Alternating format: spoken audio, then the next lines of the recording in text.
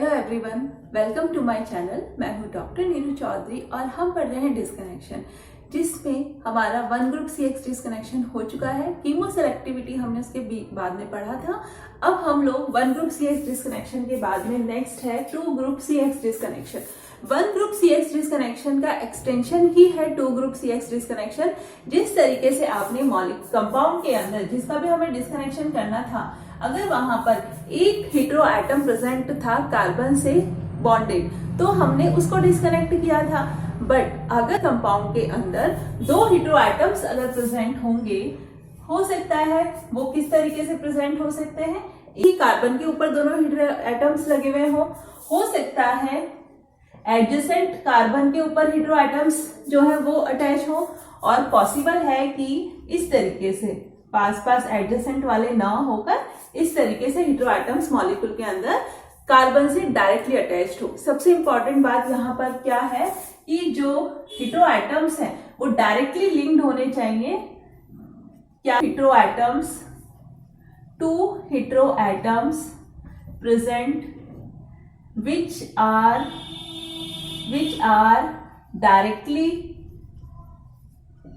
linked with carbon. ठीक है, directly linked होने चाहिए कार्बन से।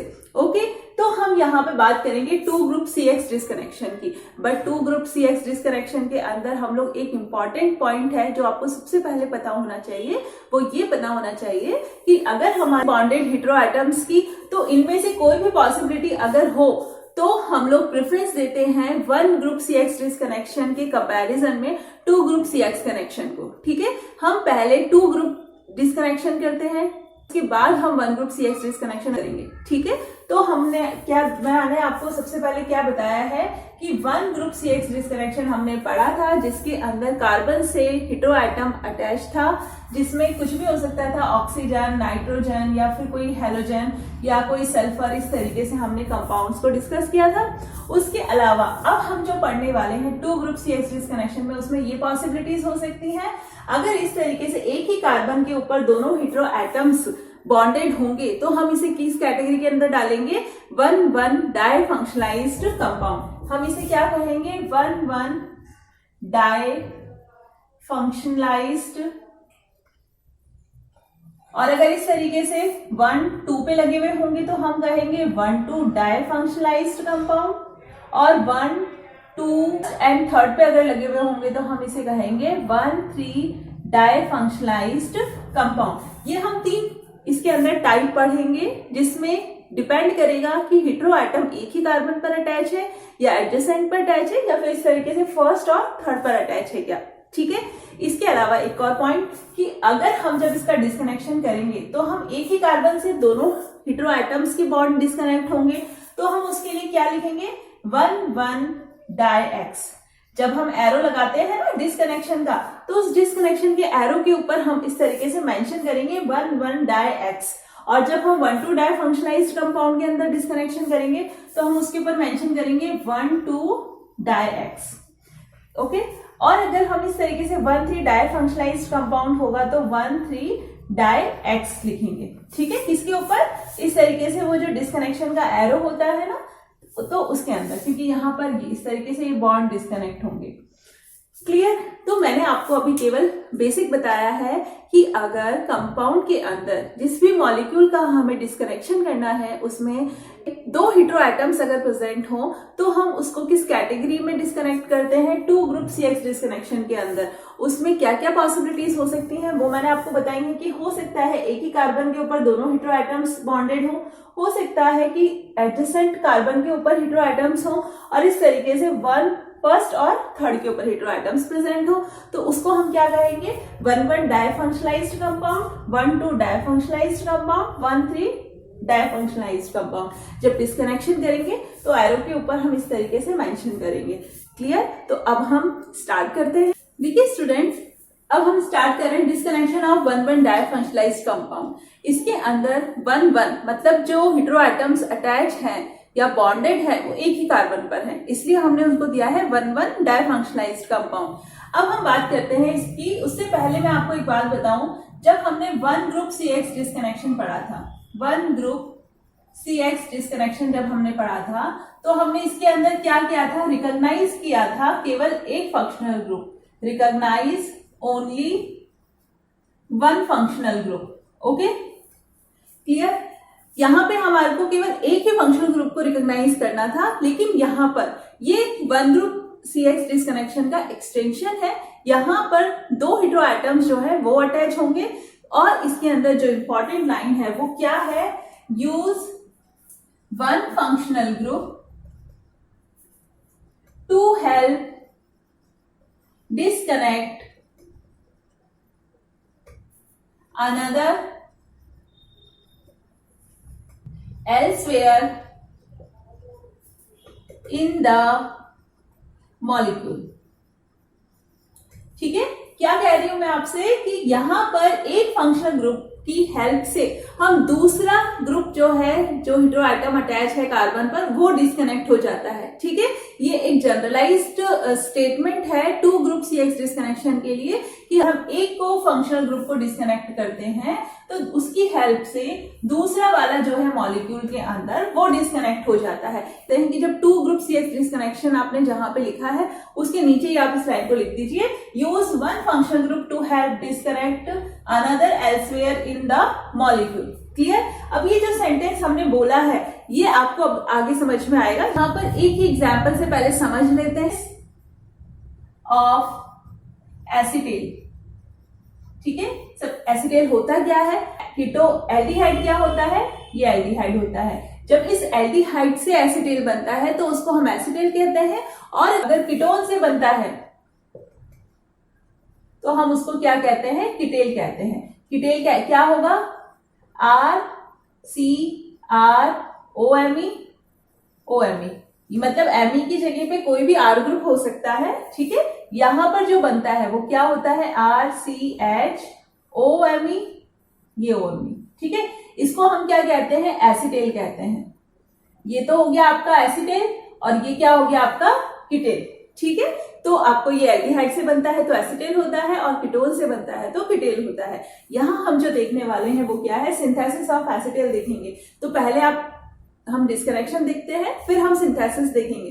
ठीक है, आपके सामने लिखा हुआ है एसिटेल। यहां पे आपको रिकॉग्नाइज करना है एक ऐसा कार्बन जिसके ऊपर दोनों हेटेरो एटम्स लगे हुए हैं। ठीक है, क्योंकि हम यहाँ पे 1,1 डाइफंक्शनलाइज्ड कंपाउंड को डिस्कस कर रहे हैं, तो यहाँ पर जो भी एग्जांपल्स होंगे वो एक ही कार्बन वाले होंगे।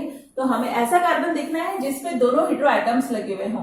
तो ये हमने रिकॉग्नाइज कर लिया कि जिसके ऊपर दोनों हेटेरो एटम्स बॉन्डेड हैं। ठीक है, अब हम इसका डिस्कनेक्शन करते हैं। तो यहाँ पर पहले आप डिस्कनेक्शन का पैटर्न सीख लीजिए।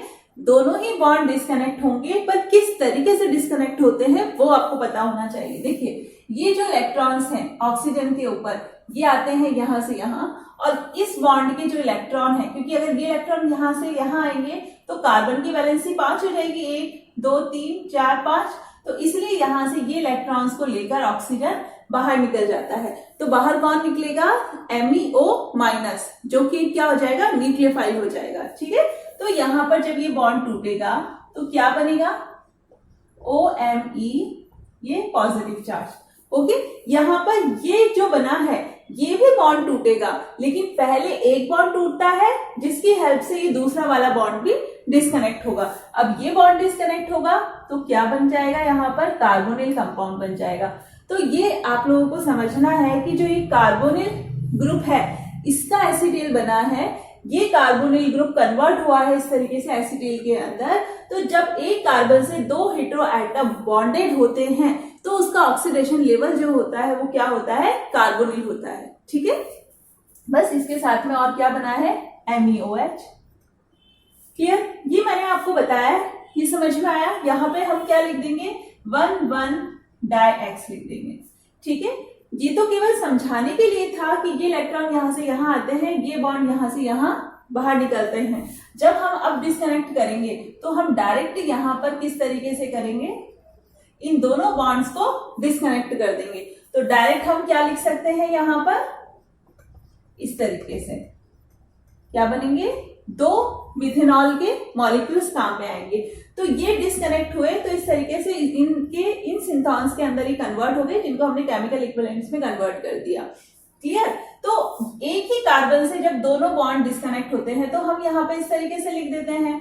यहाँ जो प्रोसेस होता है फॉलो, वो मैंने आपको बताया है कि पहले ये इलेक्ट्रॉन यहाँ से यहाँ आते हैं, फिर ये इलेक्ट्रॉन लेके बाहर निकल जाता है, उसके बाद में ये जो बना है ये बाद में बॉन्ड डिस्कनेक्ट होगा। ठीक है? तो ये जो है जिसपे एक ही कार्बन के ऊपर दो हेटेरो एटम्स अटैच है, ये आपको ध्यान रखना है कि इसका ऑक्सीडेशन लेवल क्या है, कार्बोनिल है। क्लियर? मैंने 2 बार रिपीट कर दिया है, होप सो आपको समझ में आया होगा। ये इंपॉर्टेंट था डिस्कनेक्शन। अब मैं इसका सिंथेसिस बताती हूँ कि किस तरीके से कार्बोनिल से ये एसिटिल बनता है। ठीक है? तो मैकेनिज्म मैं आपको भी बताने वाली हूँ ना, तो जितने भी एग्जांपल्स हम देखेंगे उन सबके अंदर यही सेम मैकेनिज्म जो है वो फॉलो होगा, बस डिफरेंट ये होगा कि उसमें न्यूक्लियोफाइल डिफरेंट होगा। ठीक है ना? तो ये जो मैं बता रही हूँ इसको आप थोड़ा ढंग से देखिएगा, समझिएगा। देखिए यहाँ पे क्या काम में ले रहे हैं हम, कार्बोनिल काम में ले रहे हैं, और मीडियम कैसा लिया जा रहा है, एसिडिक मीडियम लिया जा रहा है। ओके?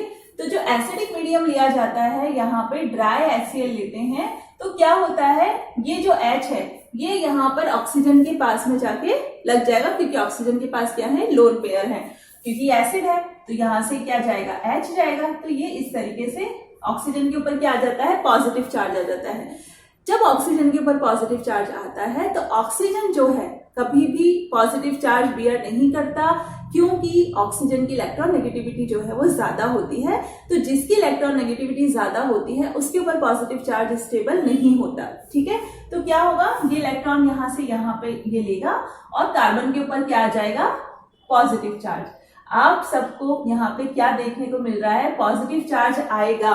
तो इस पॉजिटिव चार्ज पे कौन आके अटैक करेगा, न्यूक्लियोफाइल। और जो यहाँ पे न्यूक्लियोफाइल लिया जाता है वो क्या लिया जा रहा है, मिथेनॉल लिया जा रहा है। मिथेनॉल के अंदर ऑक्सीजन के पास क्या है, लोन पेयर है। ठीक है? तो ये लोन पेयर के थ्रू यहाँ से इस पॉजिटिव चार्ज के ऊपर अटैक करेगा और ये इसके साथ में बॉन्ड बनाएगा। तो यहाँ पर क्या हो जाएगा, ये न्यूक्लियोफिलिक एडिशन हो जाएगा। ठीक है?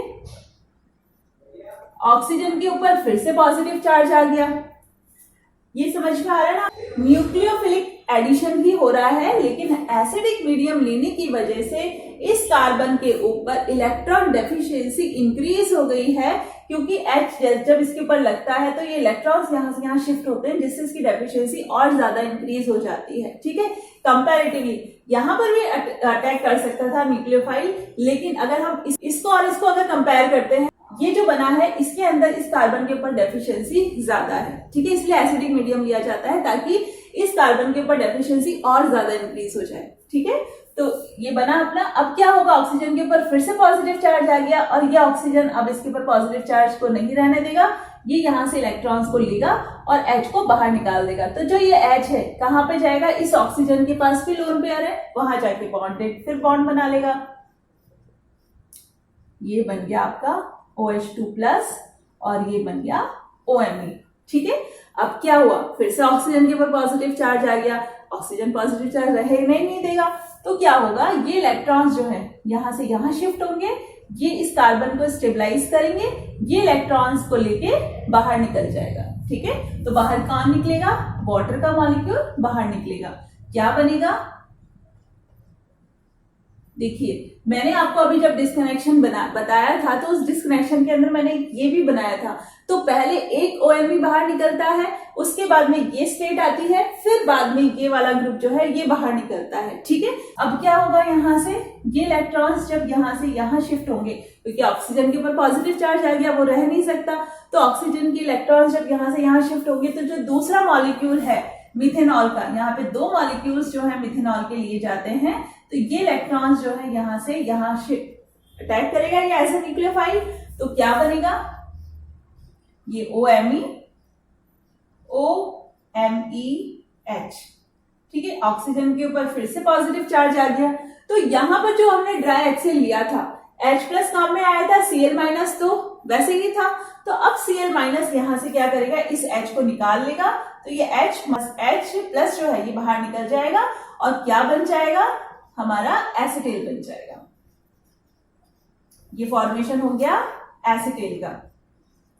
ठीक है? क्लियर हुआ आपको? ये मैकेनिज्म बताया है, ये आपको अच्छे से समझ में आना चाहिए, क्योंकि जितनी भी रिएक्शंस यहाँ पर हम पढ़ेंगे उनके सिंथेसिस के अंदर यही मैकेनिज्म फॉलो होने वाला है। ठीक है, तो हम बार बार इसको डिस्कस नहीं करेंगे, अभी इसको अच्छे से समझ लेना, उसके बाद ही आगे के जो हम डिस्कनेक्शन पढ़ेंगे वो फिर डायरेक्ट ही पढ़ेंगे। ठीक है, ये आप सभी ये सेंटेंसेस लिख लीजिए। If we recognise that one carbon atom marked dot, पहले उसको मार्क करना है, has 2 CO bonds, we can use one oxygen to help disconnect the other।